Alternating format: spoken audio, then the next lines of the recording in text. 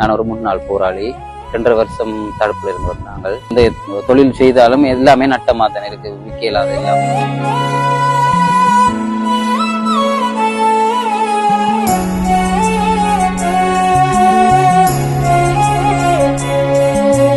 வணக்கம். இது ஜீவோட் என்கிற நிறுவனத்தினூடாக நாங்கள் இப்பொழுது முல்லைத்தீவு மாவட்டத்தில் இருக்கிறதான கரடிக்குளவு பகுதியிலே நாங்கள் கொண்டிருக்கிறோம். இந்த நாளிலும் நாங்கள் ஒரு நபரை சந்திக்கும்படிக்காக நாங்கள் வந்திருக்கிறோம். அவருடையதான அடிப்படை தேவைகள் என்ன இருக்கிறது, அவர் எந்த ஒரு வறுமை கோட்டுக்குள்ளே வாழ்ந்து கொண்டிருக்கிறார் அப்படின்றதை நாங்கள் அவரிடத்திலே கேட்டு தெரிந்து கொள்வோம். வணக்கம் அண்ணா.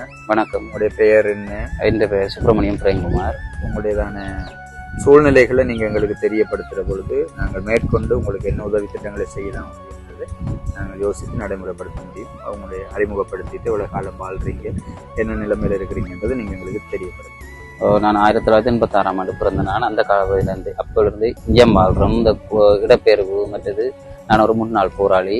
2.5 வருஷம் தடுப்புல இருந்து வந்தாங்க. வந்து அரசாங்கத்தால் சின்ன சின்ன உதவிகள் கிடைச்சது தான். அந்த ஆரம்பத்தில் ஐயம் நிறுவனத்தால் விவசாய உபகரணங்கள் கொடுத்தது.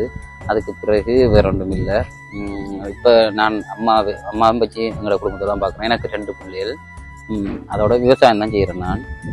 மற்றது அவக்கு வருத்தம் தான். இப்போ ஹாஸ்பிட்டலில் மருந்து எடுக்கிறதில்ல, ப்ரைவேட்டாக போய் நான் எடுக்கிறேன் நான் அம்மாவுக்கு. அப்போ அவருக்கு ஒரு மருத்துவ செலவுகள் உதவிகள் செய்து நல்ல. மற்றது வாழ்வாதாரமாக மாடுகளும் வளர்க்குறதுக்கு தனிக்கு உதவியா இருக்கும். இன்றைக்கு உங்களுக்கு இருக்கிற வருமானம் உங்களுடைய குடும்பத்தை நடத்துறதுக்கு போதுமானதா இல்ல? போதுமானதாக இல்லை. சரி, பொருளாதார பிரச்சனை தானே, எல்லாமே விலைவாசி. அப்போ எந்த தொழில் செய்தாலும் எல்லாமே நட்டமா தானே இருக்கு, விற்கலாது எல்லாம். விலைவாசி குறைவா இருக்குது. செய்யக்கல முயற்சி செய்து செய்யக்கல, அது தோல்வியா தான் முடியுது எங்களுக்கு. அப்ப அதால சரியான கஷ்டமா இருக்குது. உங்களுடைய குடும்பத்தையும் பார்த்துக்கணும், உங்களோட அம்மாவையும் பார்க்கணும். 2 பிள்ளைகள் காலத்திலே அம்மாவுக்கு மருந்து செலவு எல்லாமே எந்த செலவுலாம் இருக்கு. எல்லாமே பிள்ளைகளையும் பார்க்கணும். ஒரு ஆள் படிக்குது, மற்ற ஆள் சின்ன ஆள். எல்லாமே பிள்ளைகளுக்கு வருத்தம் பண்ணாலும் ஹாஸ்பிட்டல் செலவு, அம்மாண்ட நோய் இதுகள் இருந்தாலும் நான் தான் பார்க்கணும். உங்களுக்கு நீங்க கேட்ட மாதிரி மாடு வளர்க்கறதுக்கு விருப்பம்? மாடு வளர்க்க, மற்ற விவசாயம் செய்யறேன்னு நீங்கள் விவசாய உபகரணங்கள். விவசாய உபகரணங்கள் அது நீங்கள் எந்த மாதிரி உபகரணங்கள்? இப்ப நான் மோட்டர் வச்சுதான் செய்யறேன். இப்ப இன்னும் ஒரு இடத்தால் அந்த இடத்துல இருந்து கிணறுல இறைக்கிறதா இருந்தா பம்ப். கரண்ட் மற்றது அம்மாக்கு மருந்து செலவுகள் உங்களுக்கு ஈஸியாக இருக்கும். ஆமா.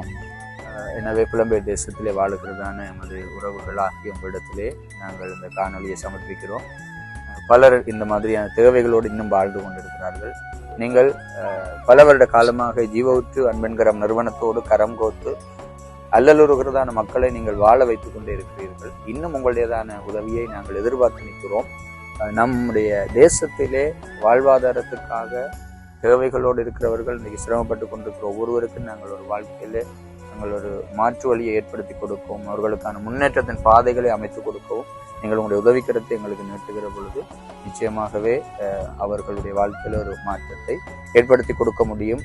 எனவே நீங்கள் அப்படி உதவி செய்ய முன்வருகிறவர்கள் ஜீவோட் அன்பென்கிற நிறுவனத்தோடு நீங்கள் தொடர்புகளை ஏற்படுத்துங்கள். உங்களுடைய உதவிகளை கொண்டு நாங்கள் எங்கள் தேசத்தில் இருக்கிறதான மக்களை நாங்கள் வாழ வைக்க முடியும். நன்றி.